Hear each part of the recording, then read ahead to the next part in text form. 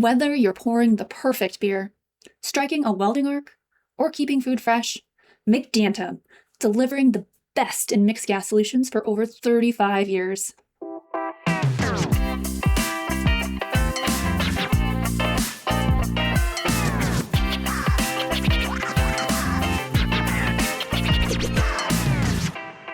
Hello and welcome to the 1895 podcast with me, Tom. And me, Rob. And Rob, this is going to be our final helping of Frankfurt Specialty Gas Summit content, but it's been a great last couple of episodes to relive that 3 weeks on now.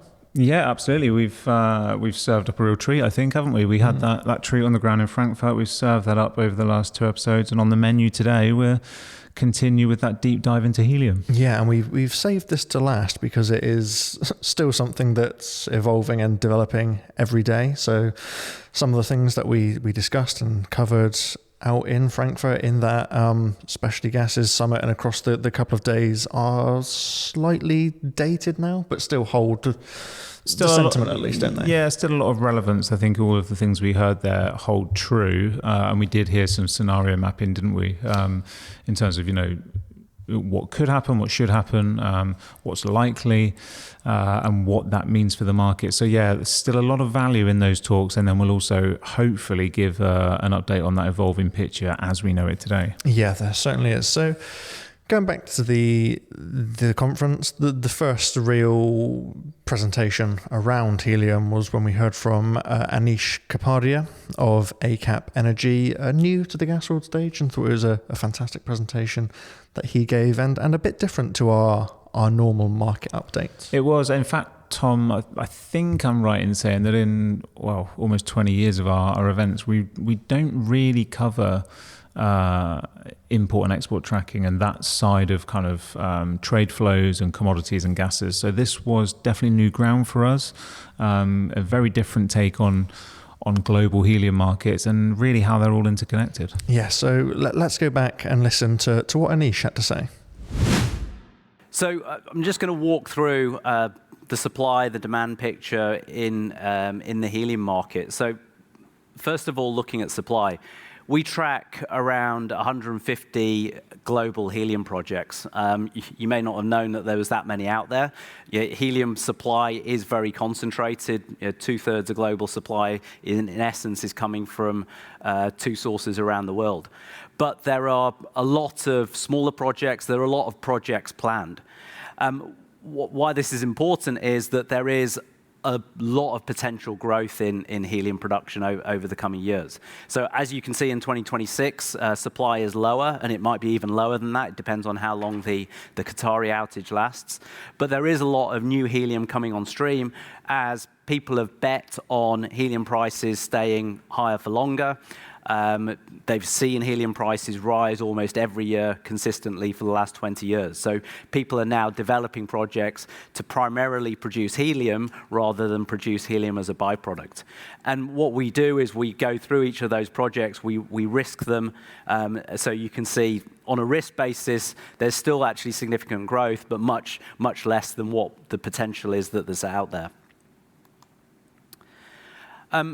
So talking about that supply growth, we assess projects as well to see whether these are good or bad helium projects, whether we think they're going to kind of see the light of day.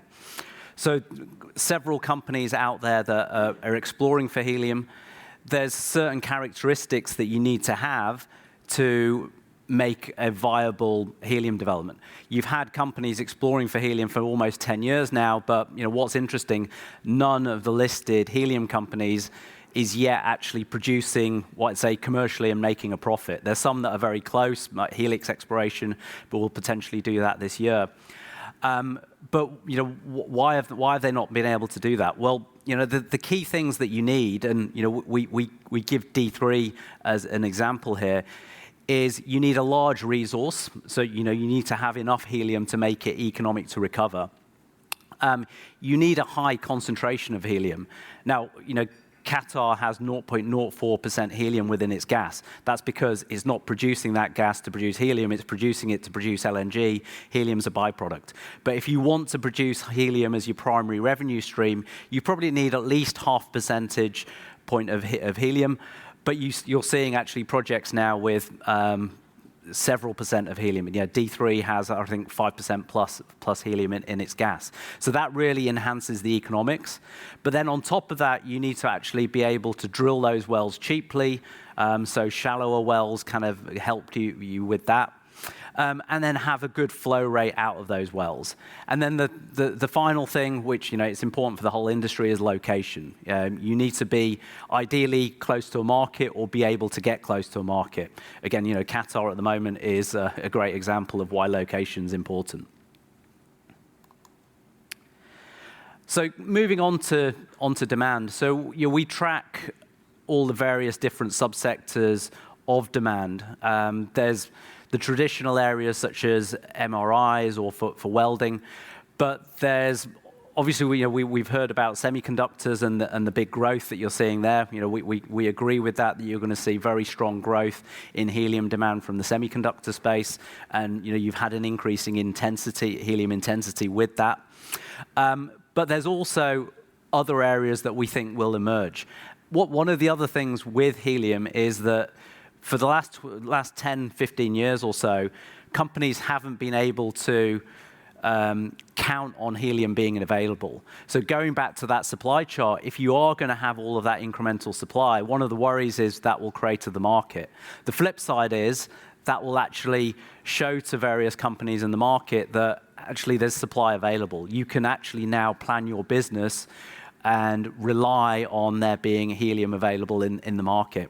And I think that will both grow existing streams, but you'll see new areas of helium demand growth. So one example that we're putting out there is airships. Why airships? Well, it's viewed as a greener way to either travel or transport cargo, transport large volumes. And we're seeing kind of close to 10 or so companies that are pursuing airships. Each of these airships could need multiple ISOs worth of helium. So that's one example of a potential big growth area for the helium market in the coming years. So one other thing that we look at, as mentioned earlier, is the trade flows. And one example here is China. I think China's a very important market for helium. It consumes about a BCF of helium per annum out of a 6 BCF market. So you can see it's a very kind of important customer. There's a lot of growth in China overall, and we think that's going to translate through to the helium market. But what I wanted to show here is that looking at the data in more granularity tells you a lot more about what's happening in the market. So various kind of macro geopolitical events that are taking place in the market at the moment.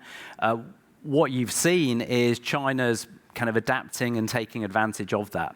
So Russia, for example, is unable to directly export helium into Europe due to sanctions.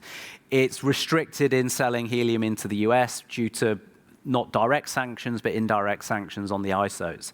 And those sanctions that are on Russia also prevent some other countries who are worried about maybe breaching European sanctions or US sanctions from buying Russian helium.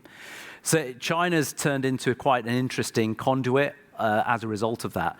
China's been importing increasing amounts of helium, as you can kind of see from that slide.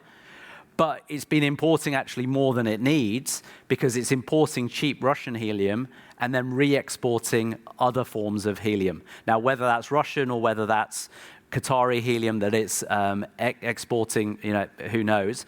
But it's very interesting that you're then seeing Chinese helium. China's not a helium producer or not a major producer. Chinese helium going into Europe because of these Russian sanctions. So, Russia's finding a way of getting more helium onto the market. And you can also see, so the other chart on here shows there's big divergences in pricing by different provinces in China. It kind of gives you another idea. There's very different pricing levels. These could be because the contracts were signed at different points in time, or it's just different buyers, or people just don't know the market. But interesting to show that spread just within that Chinese market. And And then looking at pricing in another way. So one other area where we have very granular data down to the individual shipment or ISO is is India. Why that's interesting is it allows you to see the longer term trends. So each of those dots is each of the colors is one single buyer of helium. So you can see trends over time where helium pricing is constant and then jumps up for a particular buyer as prices are renegotiated, but generally fairly stable and rising over time. What's very interesting, though, is that this actually allows you to get an insight into the spot market. Generally, the trade flow data is a combination of mainly long-term contracts and a bit of spot. But when you disaggregate the data, you can see with the top ellipse, when you saw a spike in spot pricing, when people were coming into the market at very high pricing. And then as the market rolled over and you moved into a well-supplied market over the last year or two, you saw pricing well below that term pricing level. So you can get that insight into where pricing is. And then another point on pricing. What you can see is with that additional Russian volume coming into the market, you can see that Qatar has kind of maintained prices, or the term prices have stayed relatively stable. But you've seen that the Russian pricing has been dropping to try and take market share from Qatar and from other markets around the world. So, looking at this, this pricing behavior is kind of quite interesting to then see how countries or companies are then responding to the market. And then kind of bringing that together, I think one of the most interesting things in this current market is looking at storage. So we looked at supply, we looked at demand. Helium's notoriously hard to store. It escapes, right? And it's expensive to store. But you're still seeing companies that are putting storage in place. You've got the three largest industrial gas companies, Linde, Air Products, Air Liquide, all have storage. Air Liquide's got some storage in Europe. Linde, Air Products have put in specific large storage caverns in the US. Now, it's only relatively recently. There is some helium in those, but they're not full. So it's providing a bit of a buffer, but not a huge buffer to the market in the current Qatari situation.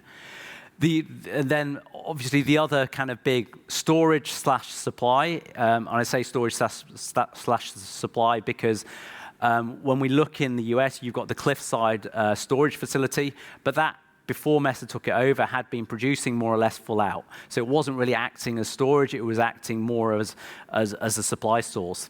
Now that Mesa's taken that over, you can see from this chart, on the left-hand side, you can see who owns helium in that storage facility.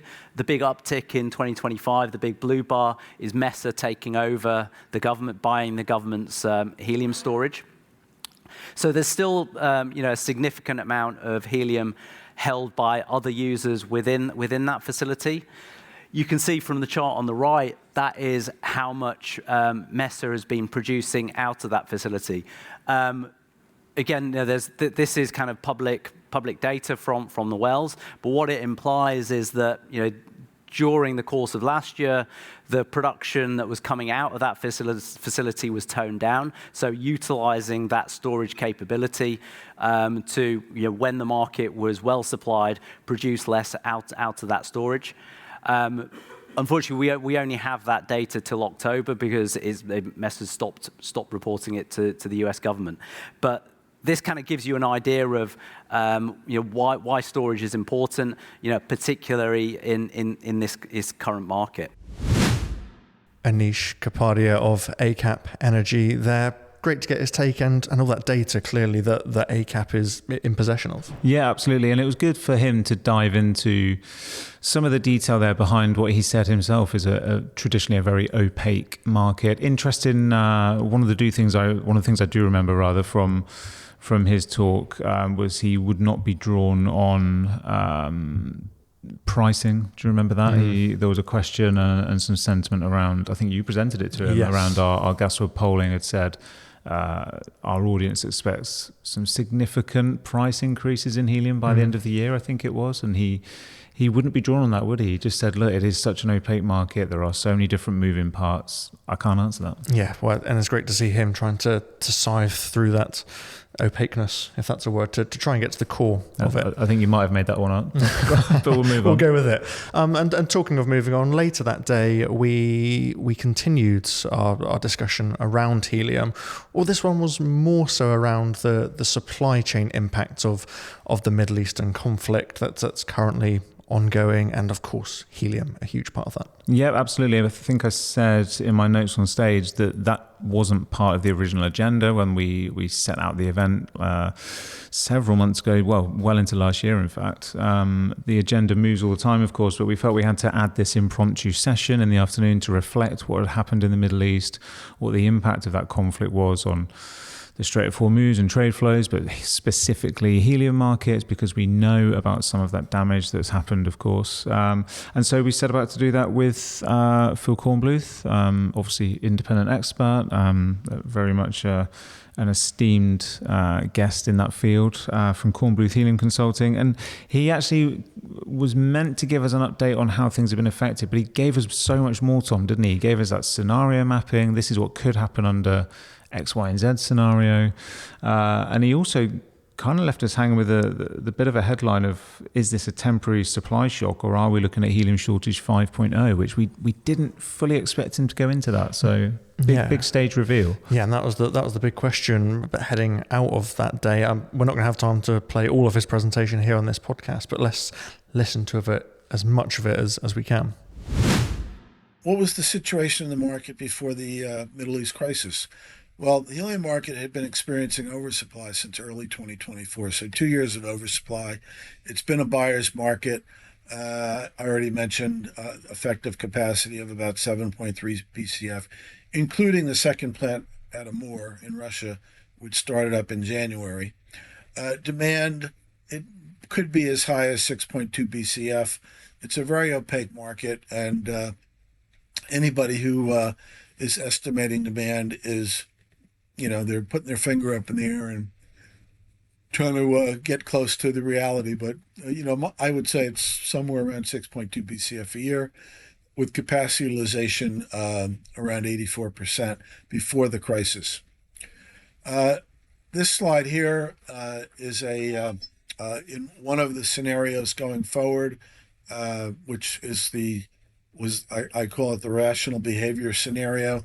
This just, the point of this slide, toward the bottom in the table, I show effective capacity in the top line, demand, the second line, and capacity utilization as the third row. And what I would call your attention to is that, the expectation had been for capacity utilization in the mid 80s, and going down from there to the low 80s toward the end of the decade, when Qatar 4 and Blue Spruce and projects like that enter the market. So the expectation had been, at least in this scenario, was for plentiful supply to oversupply, really going forward for a number of years. Now, that's not the only scenario, and I'll talk more about the other scenarios a little bit later. Okay, moving to the Middle East crisis. Again, those of you who follow the geopolitics and follow the helium market would know a lot of this, if not all of it. But the U.S. and Israel attacked Iran on February 28th. Qatar Energy halted LNG production after a drone attack on March 2nd and declared force majeure on March 4th. The LNG tankers filled in Qatar can only get to market by going through the Strait of Hormuz. So if the Strait of Hormuz is closed, LNG production has to shut down once the storage tanks or any tankers have been filled up. When LNG production is shut down, the Helium 1 and Helium 2 facilities cannot produce helium. So about 2 BCF of the world's helium supply, I should say, of the world's capacity, was taken offline. Helium-3 was already offline. And the total offline is about 2.4 BCF when we add it in Helium-3. And then on March 18th or 19th, there were missile strikes that badly damaged 2 of the 14 LNG trains at Ras Laffan, which will remove about 17% of the LNG byproduct capacity and about 14% of Qatar's total helium capacity offline for what's been estimated at 3 to 5 years. Now, that amount of lost capacity is equivalent to somewhere on the order of 5% of world helium supply. So 5% of the world's supply is offline for an extended period. The rest could come back online when we have a ceasefire and the Strait of Hormuz reopens. All right, this is the obligatory map of the Strait of Hormuz. I think, again, a lot of people probably were not familiar with this before this crisis, but now there have been many versions of this slide that have been in the media and all that, so shouldn't be too big of a surprise for anybody. The main point of this slide is you can see where the Strait of Hormuz is, where the dotted blue line is. That's where the block is pretty much, and you see Qatar as the thumb sticking out of Saudi Arabia to the left of the Strait of Hormuz or to the west of the Strait of Hormuz. So Qatar Energy, Ras Laffan is the northeast part of Qatar. That's where the tankers are filled. That's where the helium is filled. And the main point here is it's on the wrong side of the Strait of Hormuz. So the LNG needs that strait to be open for it to be produced. Now, helium containers, most of which typically are loaded onto container ships that pass through the Strait of Hormuz, helium containers are able to get in and out of the Middle East without going through the Strait of Hormuz. They can go overland to the Saudi port of Jeddah, which is not in the picture, but it would be on the west coast of Saudi Arabia. They could go out of ports in Oman. So the helium can get to market without the Strait of Hormuz being open, although it's much less convenient and much fewer sailings. And let's say that the port of Jeddah is crowded because it's not just helium containers that want to get in and out. Okay, so this is a very detailed slide which shows all the LNG trains at Ras Laffan, 14 of them in total. It shows which trains supply the Helium-1 plant, which produces about 700 million feet a year of helium. It shows which trains supply the Helium-2 plant, which has capacity of about 1.3 BCF a year of helium.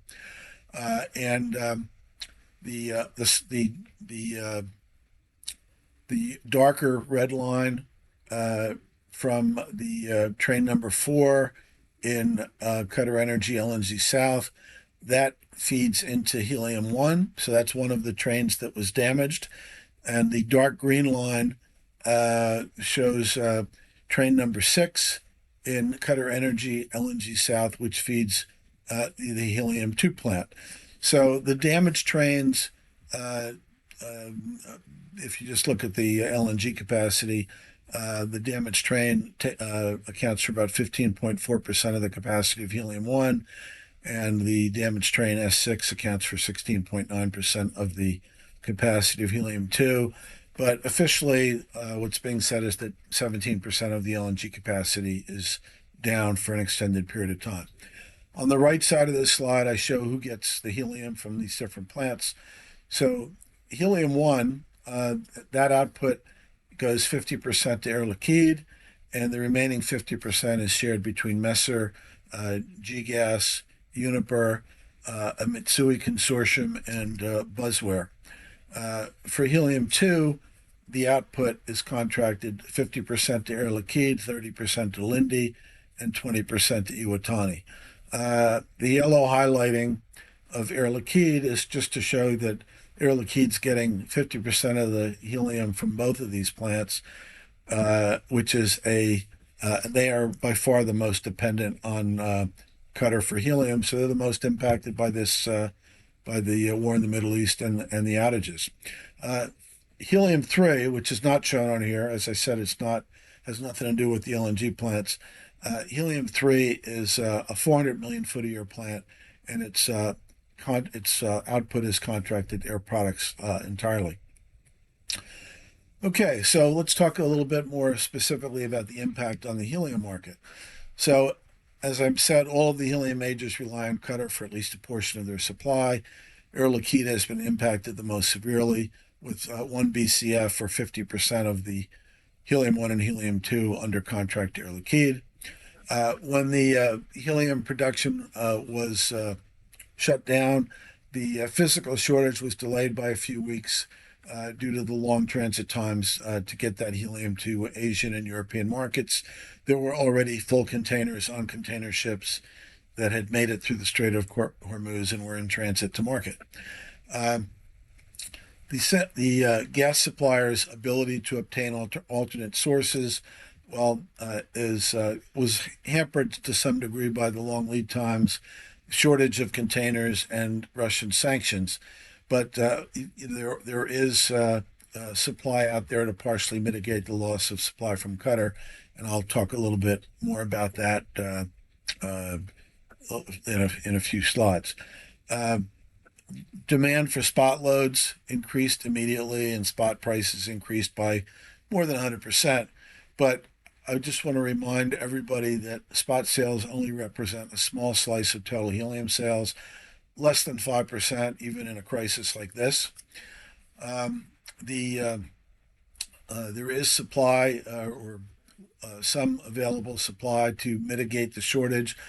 Not so much from Gazprom's Amur 2 plant. I'll talk about why later.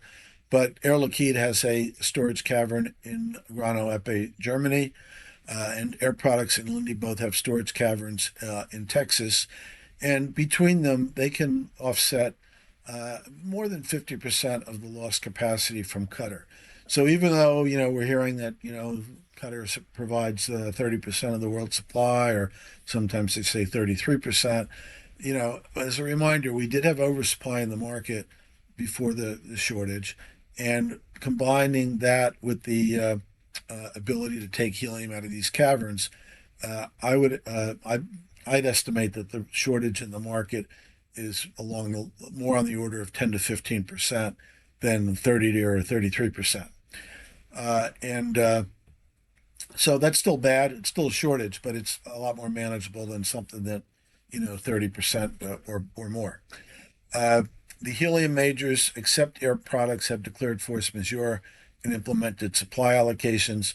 At least two of the helium majors, Air Liquide and Linde, have implemented pricing surcharges, and the other helium majors are increasing contract prices as contracts allow. Sorry about that. So I want to talk a little bit about how supply allocations typically work. So after declaring force majeure, the suppliers typically notify customers that their supply will be allocated. Allocations are rationing. Customers are limited usually to a fixed percentage of their historical demand. That allocation percentage can vary by market sector, with more critical applications receiving a higher allocation percentage. Each helium supplier sets their own allocation levels. It's not like every one of the helium majors does this in exactly the same way. Typically, critical applications like MRI, semiconductor chip manufacturing, or aerospace can expect to receive a higher allocation percentage at the expense of less critical users. So, what that means is, the MRI scanners, semiconductor chip manufacturers, etc., they might be getting 90, 95, or even 100% of their historical requirement, whereas some of the lower, less critical applications like party balloons or welding or leak detection, they might be getting, 50% or something, somewhere in between. But that is how these shortages are managed by the industry. And, this may be helium shortage 5.0. I'm not sure that we've all decided yet, but there have been 4 extended shortages since 2006, and the industry's had a lot of practice on how to manage their way through these shortages. When companies have declared force majeure, when they're allocating supply to their contract customers, they're not allowed to supply spot loads or to take on new business, which clears the path for price increases. Because you can go out for a price increase knowing that your competitor is not going to bid into that price increase. So the key questions going forward, how long before normal traffic resumes to the Strait of Hormuz? Because that's when the LNG production will restart in Qatar. What is the full extent of damage at Ras Laffan? Is it the 17%? Will there be additional damage if hostilities restart? But what percentage of helium output is going to be impacted for the long term, and how long will it take for the return to full production of LNG and helium? And then what are the long-term implications for Qatar Energy's planned LNG and helium expansions? Because they've been planning to bring on a 4th helium plant later in the decade. I guess at this point in time, the absolute most optimistic time frame would be late 2020, 28, but I think it'll probably be later than that. But the answers to these questions are going to determine if this is a severe supply hiccup within a long period of oversupply, or whether we decide that it's helium shortage 5.0. Phil Kornbluth of Kornbluth Helium Consulting there. Fantastic as always. And like you say, great to get into those points we didn't quite expect. And joining him for that session was Megan Sutcliffe of Sibylline, who has joined us here on the podcast before, who has joined us for a couple of webinars. And she gave a geopolitical update and implications from the Iran conflict. Of course, not part of our industry, but clearly has those implications and knock-on effects for the helium business. Absolutely. And I think some context as well, Megan, she knows so much about that region, doesn't she? Mm. And all of the dynamics and things going on there. She's all over the media in the last few months, CNN, BBC, and so many more besides. As you said, she's been around this parish several times with webinars and podcasts. So great to have someone with that level of knowledge on our stage to talk, as you said, not about the gas markets, but actually the things that are affecting them, the headwinds, the tailwinds, and so on. Honestly, Tom, I think I've just never felt so humble on stage with somebody that had no notes, no slide deck, and could just provide all of this information and this incredible context on what's actually quite a nuanced topic and region. And so many audience questions as well, which we might be able to listen to in a moment, but could always get that geopolitical angle on what were generally some industrial gas focused questions. So yeah.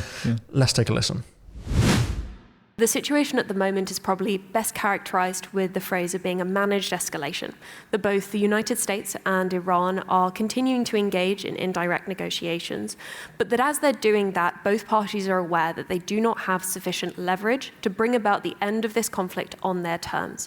Therefore, what they're going to continue doing in the next few weeks, in the next few months potentially, is seeking to maximize that leverage over one another by continuing to engage in kinetic hostilities. On the part of Iran, that will likely look like continued attacks on ships that are in the Persian Gulf, the Strait of Hormuz, the Gulf of Oman. It will also likely include the retaliation against US airstrikes that potentially target Iran's southern coast. That, of course, brings into question the security of installations throughout the Gulf, particularly in Kuwait, Bahrain, Qatar, the UAE, and Saudi Arabia. At the moment, though, it does not appear that we are set on course for a cataclysmic escalation, or one that would trigger the conflict essentially re-emerging in the Middle East. Rather, we're more likely to see both parties continue to engage in these managed hostilities that remain below the threshold of re-escalation. That being said, though, there are three key factors here that potentially destabilize that dynamic and would take us back towards a conflict scenario. Firstly, that is, of course, miscalculation. It is very easy to misread your enemy at any point in time. And whenever states are exchanging fire, sending missiles back and forth, there is always the risk of target misidentification, of ammunition malfunctioning, or simply hitting the wrong area, resulting in a mass casualty event. That's destabilizing for a very fragile dynamic. Another area to look at, of course, is the Strait of Hormuz. Iran continues to attack vessels that are operating in proximate waters. It was earlier today that the UK Maritime Trade Organization reported that there had been another attack on a vessel, and this would equate to over a dozen since the ceasefire came into force in early April. Whenever we're dealing with hostilities in the naval sphere, that of course is very concerning, not just from a security point of view, but also from a hazards point of view. If there was a major oil spill, for example, in the Strait of Hormuz, that again would destabilize this managed escalation dynamic. Finally, as we saw very clearly over the weekend, the dynamic between Israel and Lebanese Hezbollah remains extremely contentious. It is one that Iran has demonstrated it is willing to directly engage in, and therefore a continuation of that conflict, particularly with reference to the status of Lebanon's capital, Beirut, that will be another factor that comes into play when it comes to determining the exact trajectory forwards of this managed escalation at this point in time.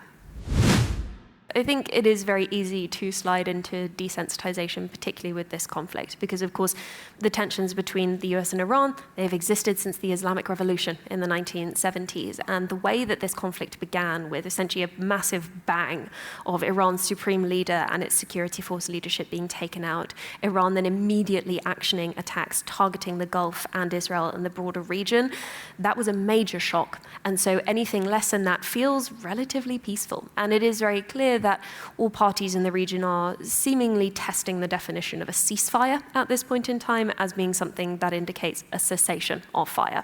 It's currently a lower tempo, let's say. And although it would appear that there is more momentum behind diplomatic engagement and behind progress towards an agreement, firstly, the US would not be maintaining its posture in the region if it did not see a real risk of re-escalation. There are still over 10,000 additional troops deployed to the Middle East at this point in time under US Central Command's control. They would not be there if there was not a potential use for them. And if the US is mounting that cost and bearing that cost, it is because they are concerned that they will have to pay it later. The second reason that I wouldn't discount the prospects for re-escalation is, of course, that broader nuclear file and the fundamental incompatibilities between the United States' negotiating position under President Trump and Iran's negotiating position under, of course, Supreme Leader Mojtaba Khamenei, which is broadly assessed to be in line with that of his father, Ali Khamenei. That is very concerning because, of course, Iran has made it very clear that it is not willing to give up the characteristics of its nuclear program that make it autonomous, that being having enrichment within Iran, having a domestic capability to perfect and to continue engaging in enrichment activity. Whereas the United States has made that lack of autonomy a central part of its negotiating position. Unless either side shows some form of flexibility, which neither are minded to do at this point in time, then that risk of re-escalation will become increasingly acute, particularly if we see a direct conflict in these longer-term negotiations that aim to secure a nuclear deal. Hormuz is not looking great at the moment, to put it briefly or put it lightly. Even in a best-case scenario whereby the Strait of Hormuz completely reopened tomorrow and Iran said, we have no claim over this, there are no mines in the Strait of Hormuz and everything is absolutely fine, the backlog that has built up over the past few months is not going to be cleared quickly. It's going to take weeks, if not months, to get supply chains back to where they were on the 27th of February. And that's in a best-case scenario, which unfortunately is relatively unlikely. The most likely outcome for the Strait of Hormuz at this point in time is that in one way or another it does reopen. The pre-conflict shipping levels do resume by the end of the year. However, that occurs under very specific circumstances. One in which Iran continues to assert its regulatory control of the waterway. Now, in a scenario where we do have a ceasefire with the United States, that'll likely be primarily through regulatory efforts. For example, in the past month, we've seen Iran establishing the Persian Gulf Shipping Authority, which is essentially a front for the security forces that, of course, enforce the de facto closure. Contact from the PGSA, for example, requesting vessel rosters, requesting plans, requesting information about ownership structures of various entities, cargo, or indeed of crew members, that will likely become increasingly frequent. And while providing that information is not a crime, any form of payment to the PGSA, which has now been sanctioned by the United States, whether that is in hard currency or in cryptocurrency, would potentially constitute a violation of US sanctions, which of course is extremely concerning for vessel operators. So looking forward over the next few months and the next few years, Iran will remain extremely aware of that. All they have to do is threaten a vessel operator with a fine to make them choose between potential Iranian hostilities and potential American legal ramifications. Given just how enmeshed, of course, the structure of the global shipping network is, I don't need to tell you how complex that is going to be for navigators and for entities attempting to navigate that situation. The second concern is, of course, that Iran continues to enforce its soft blockade. Right now, technically, the Strait of Hormuz is open. You can sail a boat through it physically. However, the risk of being targeted by shaheds, by missiles, even by IRGC personnel in small attack craft, that is particularly acute, especially for vessels that do not abide by Iran's rules. And during periods when Iran seeks to maximize its leverage, maximize its income as a state, when it's facing, for example, currency devaluation, inflation going above 60%, or a particular drain on its foreign currency reserves, it is going to use that pinch point. And therefore, it's going to mean that this cycle of supply chain disruption, of backlogs developing within the Persian Gulf, is only going to continue until there is a fundamental shift in the way that Iran's leadership is constituted. That's our most likely scenario. For the most dangerous, of course, it would be a resumption of the conflict in the Middle East. Of course, fire upon entities or installations like Jebel Ali, for example, are extremely disruptive. And not only do they provide a great degree of concern for vessel operators, but they also spook insurance markets, who I'm sure I don't need to remind you, continue to extract war premiums from coverage of vessels that are even just moored in the Persian Gulf at the moment. That's going to remain in place. The conflict in the Red Sea and the closure of the Bab el-Mandeb in 2023, of course, shows us that that has a lag in being pulled off. And over the past few weeks, we've seen the Houthis reissuing statements indicating that they would be willing to target Israeli-linked vessels should the conflict re-escalate. And so while the most likely scenario for the Strait of Hormuz is one in which it does reopen but faces periodic disruption, the worst case scenario is one in which it remains effectively closed and global supply chains continue to suffer. And that was Megan Sutcliffe of Sibylline. Great to connect her presentation to Phil's and connect those dots, wasn't it? It was quite interesting in terms of, obviously she'd given us some insight into what could and potentially should happen in the region, what the impact of that would be. Then, yeah, as you said, connecting the dots with what Phil had said in his kind of scenario mapping, and you came out with a bit of a feeling of, oh, okay, so we've got some critical questions here, but critical indicators in the next, 3 to 6 to 12 weeks on where all of this is heading and what it means for markets. So, yeah, as I said, a pleasure to kind of moderate Megan on stage, and fantastic to get those insights. Absolutely, and Megan will be joining us again in Houston later this year at our Helium Super Summit and giving a keynote presentation, so very much looking forward to that.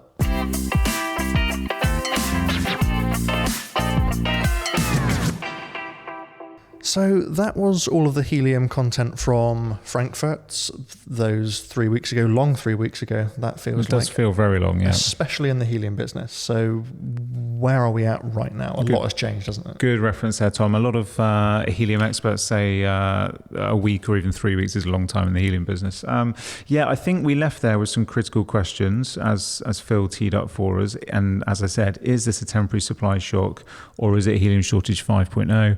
No one wants to call that too soon. I'm sure the industry doesn't want to call that. What do we know now? Maybe you could give us an update on the whole Ras Laffan situation, Tom. Yes, so we heard Phil refer to the Ras Laffan plant a lot. But then on June 22nd, so about 2 weeks around later, 2 weeks later, Qatar Energy confirmed that there was an explosion during the restart of the Ras Laffan liquefied natural gas facility, and that occurred Sunday evening on the 21st of June. And this incident was put down to a technical malfunction during operations at the factory within Ras Laffan city during the restart. Now, various numbers coming out, but at the last time of checking, 13 people were killed with 66 injured in this explosion. And sources have confirmed that this occurred at the Barzan gas processing plant rather than the physical liquefied natural gas export facilities. We heard a little from Phil Kornbluth, who told Gasworld that this particular plant, which produces natural gas for the domestic market, has actually been down for repairs since early December, and since it does not produce LNG, then its restart is not dependent on the reopening of the Strait of Hormuz. This is something that we discussed in depth with Phil and Megan in Frankfurt. Details still haven't been made too public on this, but it certainly does sound like a serious setback, and a timetable for restarting that hasn't been outlined yet. It hasn't, but we did hear, another week on from that, just several days before recording this, actually, that whilst the restart is not dependent on Strait of Hormuz, we're now hearing that actually a sort of return to full helium operational recovery out, or exports out of Qatar, will hinge on the Strait of Hormuz stability. It's almost the industry saying, look, we can get our technical side done, we can get this up and running, but actually there's little point if that choke point is still very much a choke point. So good to get that kind of knowledge out there. And there's no official word yet on the quantity of helium that is being produced, but for the time being, it is believed to be less than 30% of Helium-2's normal capacity. That's our understanding of the Helium-2 plant, following a partial restart of some LNG trains. So, yeah,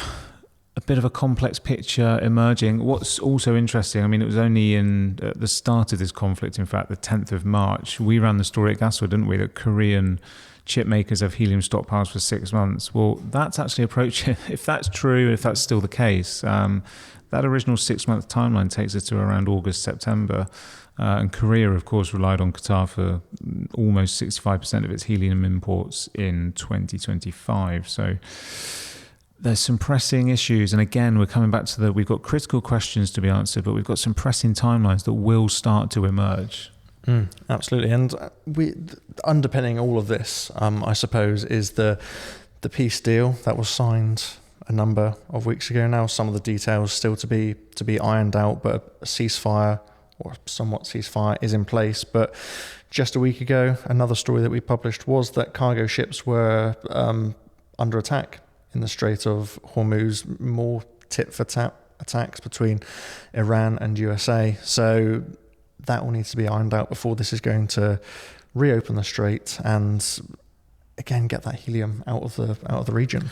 Yeah, absolutely. I think there'll need to be I talked about trust, didn't I, in previous episodes? There's a whole trust issue here in terms of who's going to want to navigate the strait until we actually see a complete cessation and complete safety and assurance. So this could rumble on for some time yet. It certainly could, and we'll no doubt be covering that across gasworld.com. We'll be covering it here on the podcast. But we will also be covering helium on a webinar coming up in a couple of weeks' time on July 10th. And we've decided to not delve too deep into the weeds of the Middle Eastern conflict for this one, because we've touched on that a lot. So for this particular webinar, we're going to be looking at where the new wave of helium sourcing is going to come from. So with some of the newer exploration companies, how these projects are financed, and the investors' view as well. So very much looking forward to getting into that. Yeah, let's dive into the depths of all of that. Absolutely. But in the meantime, if you can't wait for that, please do like, follow, and share the 1895 podcast, and we'll be back again next time.